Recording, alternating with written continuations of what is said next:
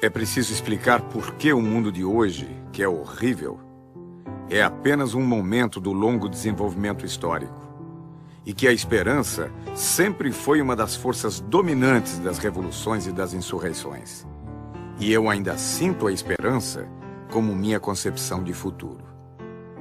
Jean-Paul Sartre, Prefácio dos Condenados da Terra, de Frantz Fanon. Descolonizar é olhar o mundo com os próprios olhos. Pensá-lo de um ponto de vista próprio. O centro do mundo está em todo lugar. O mundo é o que se vê de onde se está.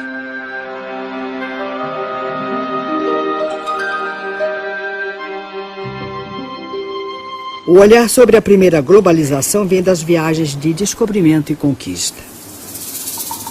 Os imensos territórios conquistados não estavam desocupados. Em apenas um século, entre 1500 e 1600, dos 80 milhões de nativos existentes na América pré-colombiana, 70 milhões foram exterminados. 2.000 línguas desapareceram com eles.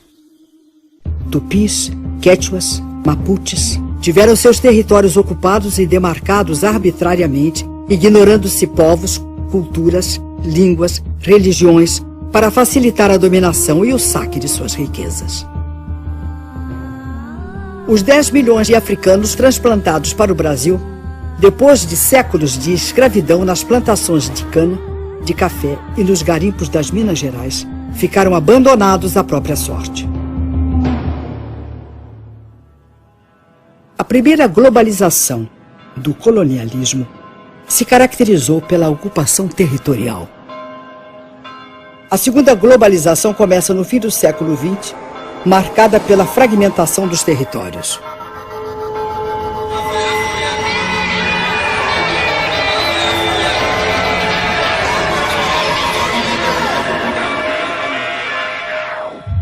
O século XX foi o século das revoluções.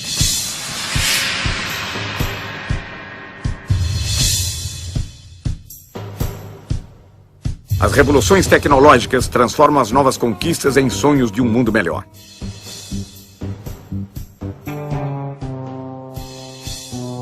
Logo começa o desmonte do estado de bem-estar social. O humanismo, como motor do desenvolvimento e do progresso, é substituído pelo modelo do consumo voraz. Com a globalização, o que sobrou do socialismo, fundado em realidades profundas, como no caso da China, por exemplo, e o mundo ocidental, que nós aprendemos mais a conhecer e a analisar e a interpretar, se tornou todo ele capitalista. Então, se tudo se torna capitalista, obrigatoriamente a contradição se instala, né?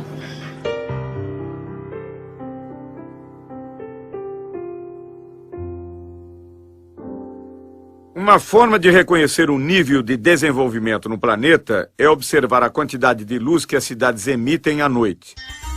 A foto do satélite revela um nítido contraste entre o desenvolvimento ao norte e ao sul da Terra.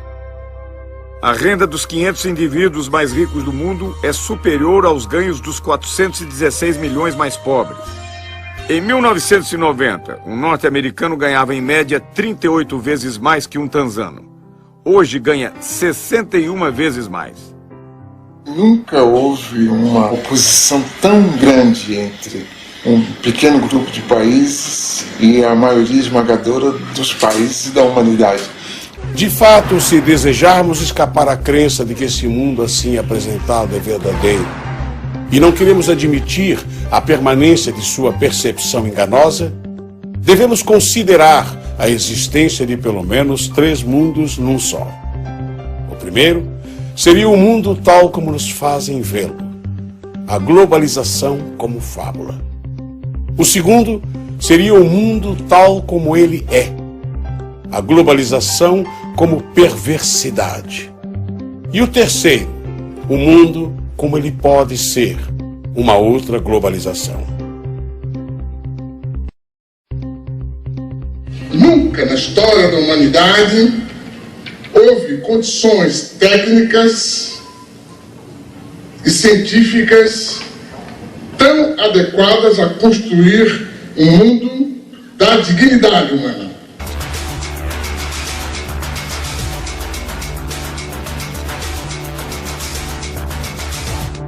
Em 1989, uma reunião organizada pelo Instituto Internacional de Economia, em Washington, propôs reformas para que os países da América Latina retomassem a trilha do crescimento e do desenvolvimento.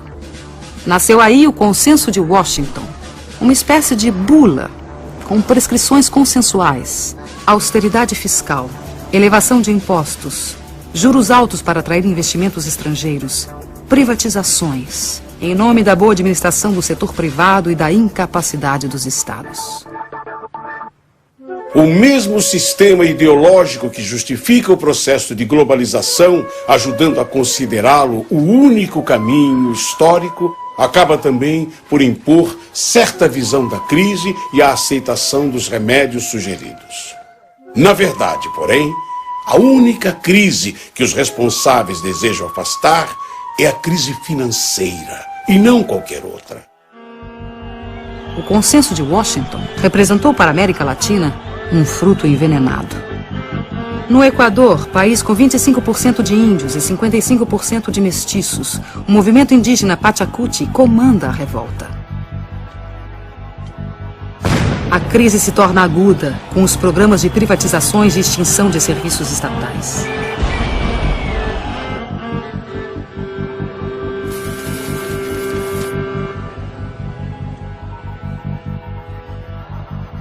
Em janeiro de 2000, a completa dolarização da economia provoca um grave levante popular que termina 15 dias depois com a queda do presidente.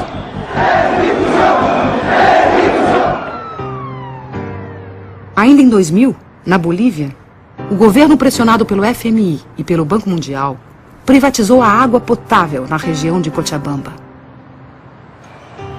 A resposta popular de uma sociedade formada por 70% de índios e mestiços explodiu em gigantescas rebeliões comandadas por movimentos sociais autônomos. A economia da Argentina foi destruída pela política da ditadura militar e destroçada pelos experimentos do neoliberalismo. Antes la competencia era insuficiente. Teníamos productos buenos, pero muchas veces el consumidor debía conformarse con lo que había sin poder comparar. Ahora tiene para elegir, además de los productos nacionales, los importados. As privatizações e a abertura da economia levaram a uma quebradeira total no país. Fábricas fecharam, empreendimentos foram abandonados, trabalhadores converteram-se em cartoneiros catadores de papel.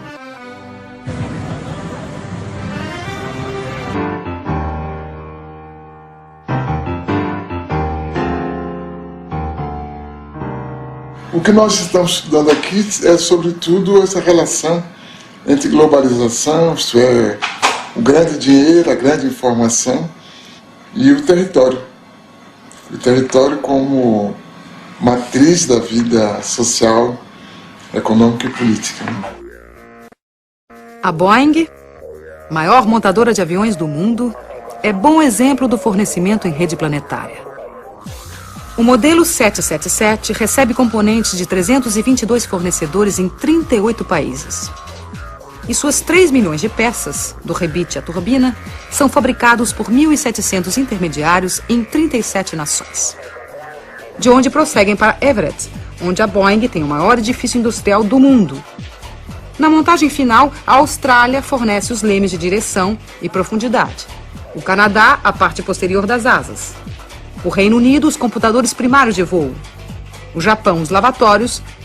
E a Embraer do Brasil, uma peça do leme vertical. O filme Corporation, dos cineastas canadenses Mark Akbar, Jennifer Abbott e Joel Beckham, denuncia a exploração de mão de obra no terceiro mundo. Trata-se de uma divisão internacional de trabalho injusta e desigual. Distribuição de mais pobreza para os pobres e concentração de mais riqueza para os ricos. A Nike transferiu sua produção industrial para países onde não há limites para a exploração de mão de obra. Contabiliza o tempo de trabalho de seus funcionários em frações de segundo. Assim, mascara os verdadeiros valores dos salários pagos. O diretor do Comitê Nacional do Trabalho norte-americano, Charles Kenehan, denuncia a divisão do trabalho na globalização, que distribui migalhas mundo afora enquanto elimina empregos nos Estados Unidos. To make this stuff concrete as possible, we purchase all of the products from the factories that we're talking about. This shirt sells for $14.99, and the women who made the shirt got paid 3 cents. Liz Claiborne jackets, made in El Salvador. The jackets are $178, and the workers were paid 74 cents for every jacket they made. Alpine car stereos, 31 cents an hour.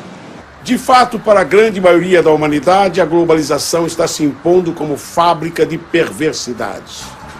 O desemprego crescente torna-se crônico. A pobreza aumenta e as classes médias perdem em qualidade de vida.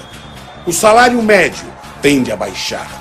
A fome e o desabrigo se generalizam em todos os continentes.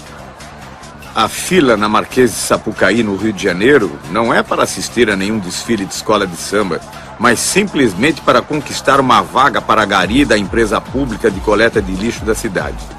A abertura dos portões revela a angústia dos que lutam por um emprego estável e seguro nesta globalização, onde os de baixo, a cada dia que passa, trabalham mais com menos direitos.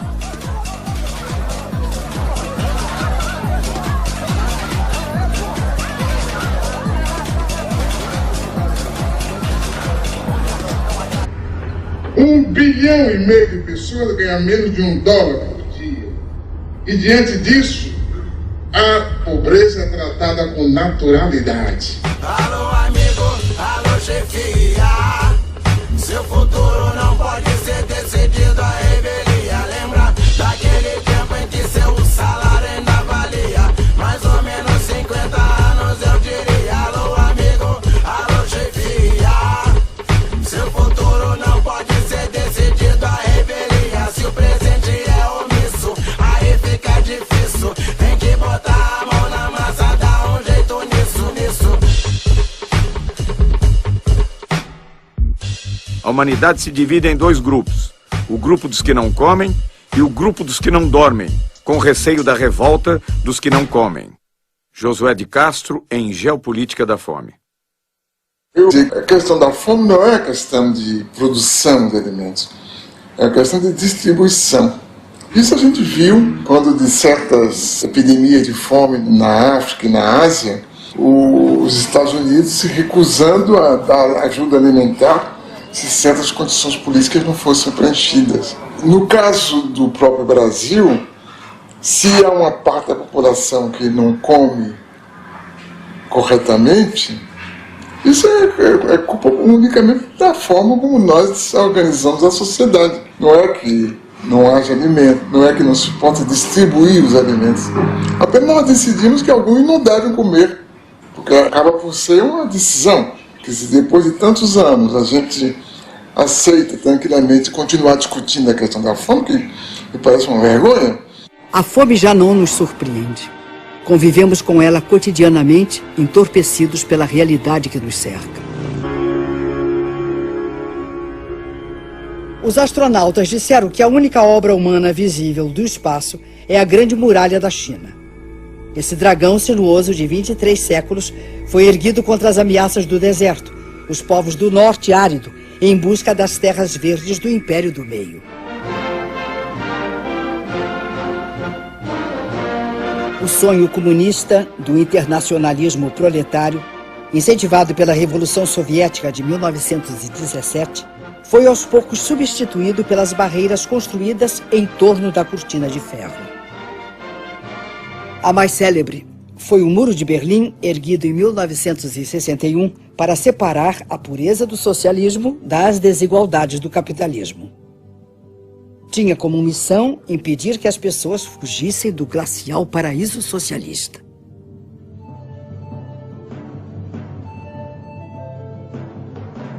Os muros da Internacional Capitalista são sólidos e bem delineados.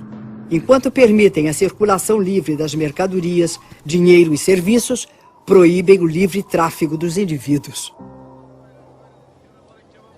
A Europa levanta barreiras contra a presença indesejada de forasteiros em seu território.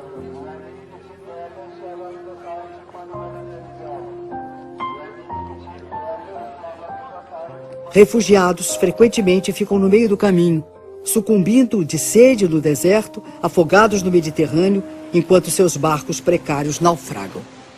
São ainda explorados pela máfia dos que os transportam clandestina e perigosamente. Os clandestinos são presos e recambiados para seus países. Os descendentes dos povos escravizados pelo colonialismo são excluídos do banquete da globalização. Nos Estados Unidos, saltar cercas, cruzar rios ou atravessar desertos para vencer os muros que separam a fome do emprego pode provocar muito mais que ferimentos. Podem representar a prisão ou a morte. Armas que mais parecem sair de filmes de ficção científica são utilizadas para impedir a imigração não desejada. As barreiras naturais, o Rio Grande, o deserto e a polícia de fronteira se encarregam do resto. O presidente da República dos Estados Unidos elogia a eficiência do controle de fronteiras para impedir a entrada de brasileiros. Thanks to our actions, Brazilian illegal immigration dropped by 90%. Este controle já custou muitas vidas dos que sonharam um dia fazer a América.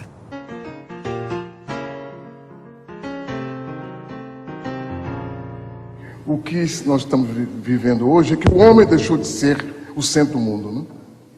O centro do mundo hoje é o dinheiro, mas o dinheiro no estado puro.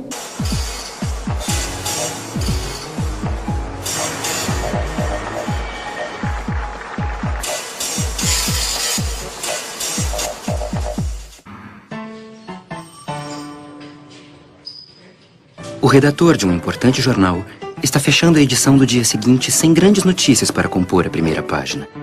Chega o fotógrafo e diz: Chefe, tenho a notícia e a foto. Um cachorro raivoso atacou a menininha de 7 anos e ninguém fez nada. Até que esse homem se lançou sobre o cachorro, agarrou pela garganta e matou. O editor exclama, maravilhado: Oh, este homem é um herói. Amanhã todos poderão ler da primeira página: valente nova-iorquino salva a vida de menininha. O fotógrafo responde: Pois é, chefe. Só tem uma coisa. O homem não é nova-iorquino. Oh, melhor. Será então valente americano salva a vida de uma menininha. O fotógrafo sem jeito diz: Bem, chefe, ele é árabe. No dia seguinte sai o jornal. Extra, extra! Terrorista árabe massacra de maneira selvagem cachorro americano de raça pura! Extra, extra!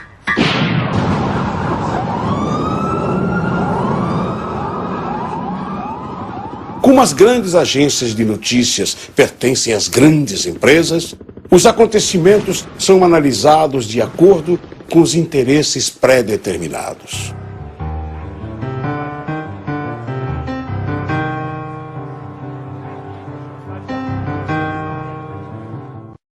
We're gonna bomb them over there.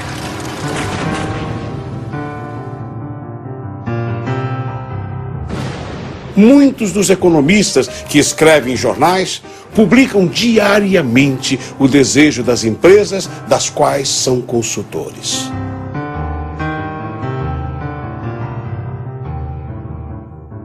Para mim é um sonho. Eu não consigo acreditar que isso ainda é verdade. A gente poder acessar a internet aqui da aldeia.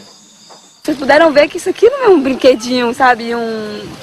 De ficar teclando. Não, isso é uma coisa de muita importância pra gente, entendeu? Até mesmo porque é distante. Porque se a gente morasse na beira de uma estrada próxima à cidade, talvez isso não seria tão importante pra gente, porque a gente podia ir na cidade e fazer isso rapidinho.